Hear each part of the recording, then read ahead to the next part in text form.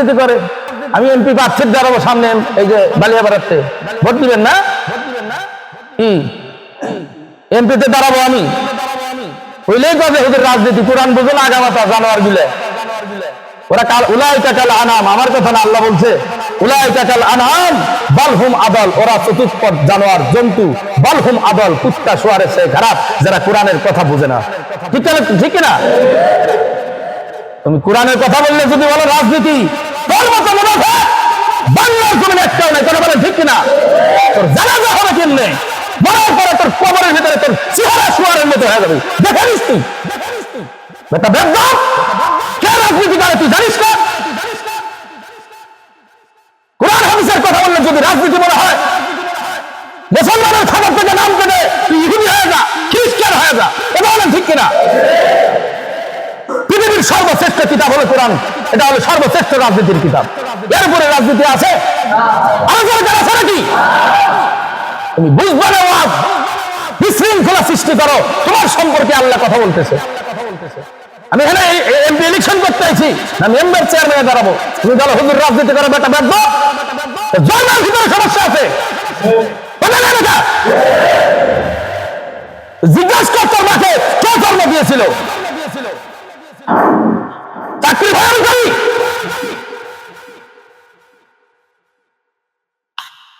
মানে 7,000 টাকা বেতনের চাকরি।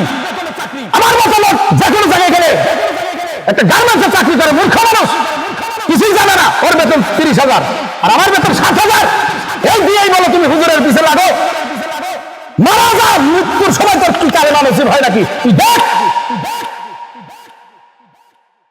অন্যায় ভাবে মানুষের ঘুম হারাম করে, ক্ষমতার জোরে মানুষের নামে মামলা দিবা, তারা বাড়িতে ঘুমাইতে পারবে না।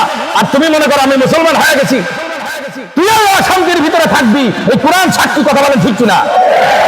ক্ষমতা আছে বলে তুমি মামলা দিয়ে দিলে আরেকজনের নামে, বউ বাচ্চা ছেড়ে রাতে বাড়িতে ঘুম করতে পারে না, কিয়ামতের সাক্ষী হবে না, এগুলো বিচার হবে না। তুমি আমার নামে কি করবে? হ্যাঁ চাকরি খাবা, কিন্তু এই জবান কি বন্ধ হবে রে বেটা? কোরআনের কথা বলে জবান বন্ধ হবে না। আমি এখান থেকে চাইতে পারি, কিন্তু হক কথা কোনোদিন ছাড়বো না।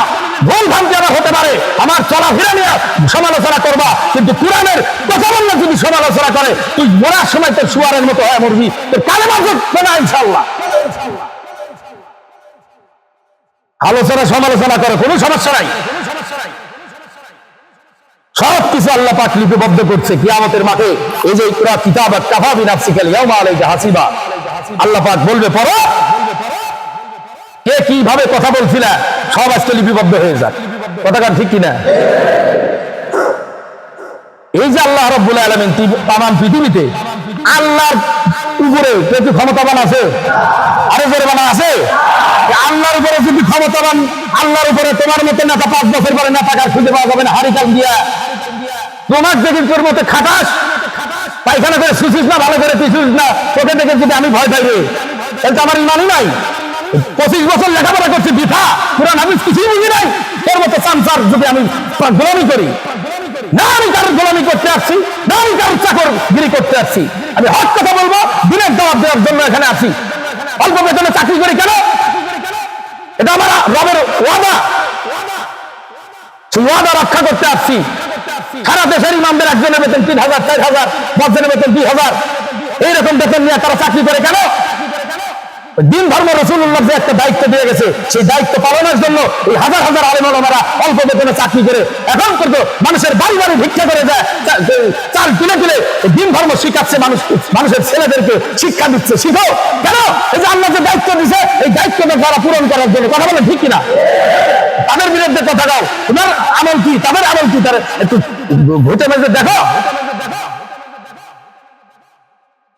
7-5 বছর ধরে আছে এখানে, যদি না বুঝো হুজুর কোন দলের রাজনীতি করে, তোমার মতো মুনাফিক মসজিদে নামাজ পড়তে পেয়েছে কিনা? কি খারাপ বলে লাগতেছে? কথা কি আমি খারাপ বললাম বলেন? কোরআনের কথাও না বললে, যেসব হুজুর কোরআনের কথা বুঝে না, কোরআন হাদিসে সার মাংস বুঝে না, তারা না ওয়াজ করবে। কোরআন বুঝে আর পরে সঠিকভাবে কথা বলা লাগবে। কথা বলে রাজনীতি, কিসের রাজনীতি? এনেকে আমি চেয়ারম্যানের দ্বারা চাইছি নাকি?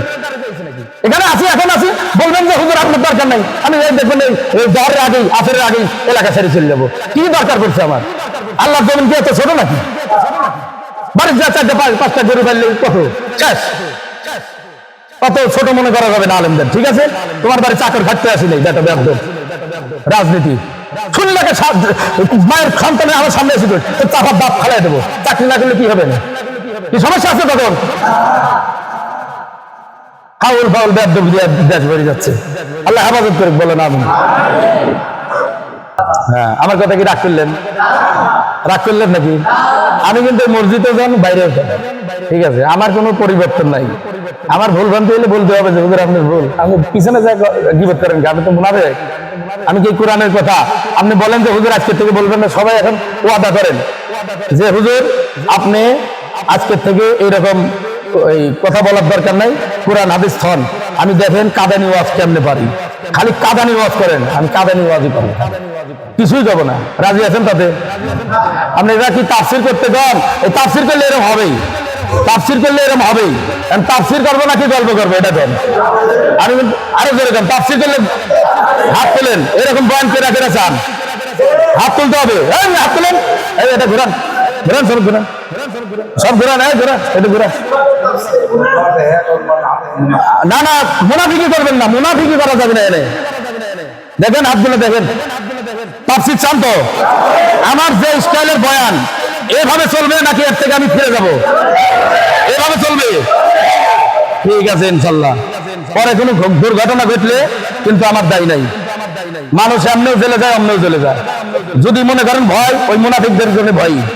কথা কান ঠিক কিনা? Presents by Kuakata media centre. হক্কানি আলেমদের নিত্য নতুন ভিডিও পেতে আমাদের চ্যানেলটি সাবস্ক্রাইব করুন। কুয়াকাটা মিডিয়া সেন্টার, ইসলামিক বিনোদনের বিশ্বস্ত সঙ্গী।